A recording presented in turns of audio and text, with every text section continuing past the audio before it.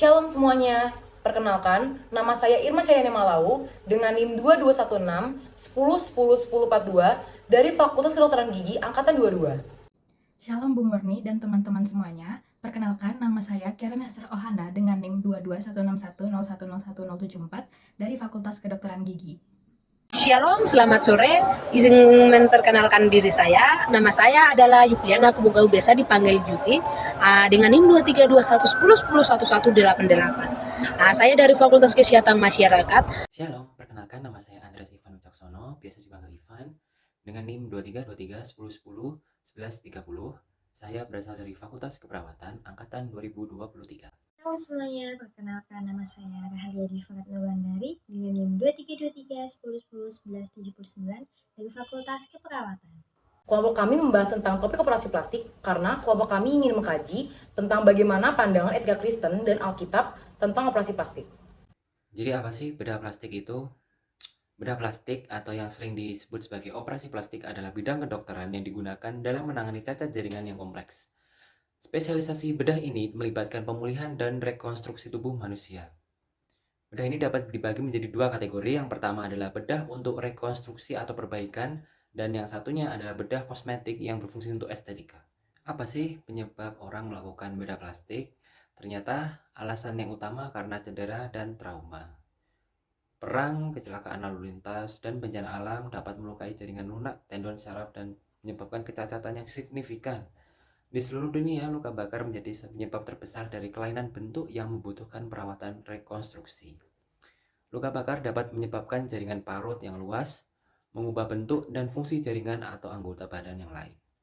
Banyak luka bakar yang membutuhkan keahlian bedah plastik untuk eksisi luka bakar, cangkok kulit, pelepasan kontraktur, bedah korektif, dan rekonstruktif untuk penyembuhan yang optimal. Dampak positif dari dilakukannya operasi plastik antara lain: 1. Dapat meningkatkan rasa percaya diri, mengurangi ketidakpuasan terhadap tubuh, menyelesaikan konflik batin, dan meringankan tekanan psikologis dari trauma masa kecil.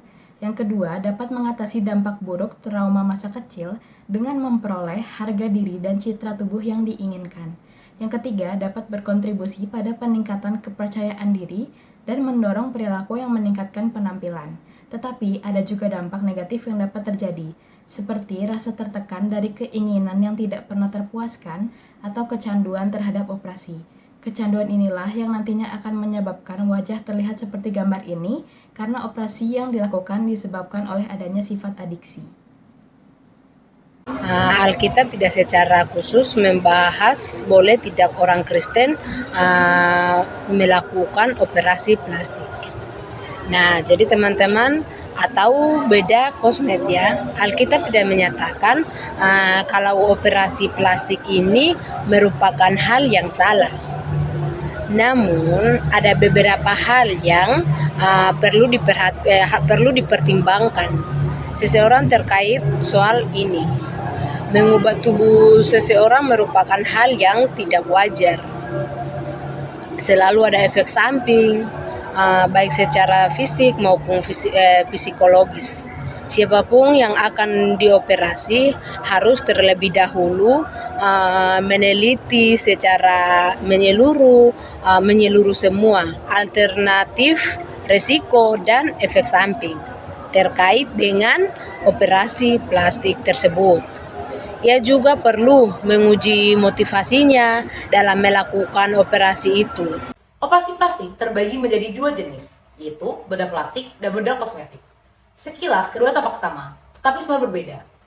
Norma Gister dalam pembahasan terhadap isu biomedis yang ditinjau dari etika Kristen menyebutkan bahwa pembedahan dilakukan untuk memperbaiki atau bedah plastik, tidak untuk menciptakan atau bedah kosmetik secara moral diizinkan.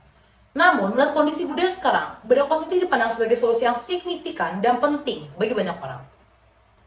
Alkitab sendiri tidak memberikan jawaban yang eksplisit dan spesifik terkait operasi bedah. Tetapi, ada prinsip-prinsip iman Kristen yang kita perlukan untuk mengkaji isu ini. Ada banyak cara untuk mempercantik diri, misalnya dengan diet, skincare, dan makeup. Tidak ada larangan bagi orang Kristen untuk merawat dan menjaga diri. Sebaliknya, kita patut untuk memelihara tubuh sebagai pemberian dari Allah. Namun, sampai batas mana perawatan pemeliharaan tubuh itu diizinkan bagi orang Kristen? Prosedur bedah kosmetik seperti pengencangan wajah, silut lemak, operasi hidung dan botox dan memperbaiki bagian tubuh yang kurang menarik. Hal ini mengimplikasikan bahwa orang Kristen membenahi tubuhnya dengan bedah kosmetik dan melakukan pekerjaan Tuhan. Dalam Kejadian 1 ayat 26 dan 27 menjelaskan mengenai bagaimana Allah menciptakan kita menurut gambar dan rupa Allah. Oleh karena itu, dalam 1 Korintus 6 ayat 19 sampai 20 menyisipkan bahwa tubuh kita adalah bukan milik kita sendiri, melainkan milik Kristus. Oleh karena itu, kita tidak memiliki hak untuk mengubah, apalagi sampai membuat kita tidak menjadi sosok diri kita sendiri. Sebab dalam Amsal 31 ayat 30 menjelaskan bahwa kemolekan adalah bohong dan kecantikan adalah sia-sia. Tetapi istri yang taat oleh Allah dipuji-puji. Ya, kurang lebih seperti itu ayat yang dijabarkan. Ketika kita mendengar atau ada seseorang yang ingin sekali mengubah diri atau bisa disebut dengan operasi plastik pada zaman sekarang, kita harus mencari tahu terlebih dahulu alasan mereka untuk operasi plastik itu apa. Apakah karena memang memiliki kekurangan atau emang hanya karena untuk memodifikasi dirinya sendiri untuk mencari atensi dari orang lain. Misalnya cuma kayak pengen, ih kamu cantik banget gitu. Cuma karena itu, atau karena memang dirinya insecure dan emang karena mengharuskan untuk mengubah bentuk tubuhnya untuk demi kesehatan. Oleh karena itu, ketika kita mengetahui ada seseorang yang ingin operasi plastik, kita harus tahu terlebih dahulu tujuan beliau, dan ketika tujuan beliau salah, kita harus memberitahu dengan cara yang baik dan tentunya sesuai dengan aturan Alkitab.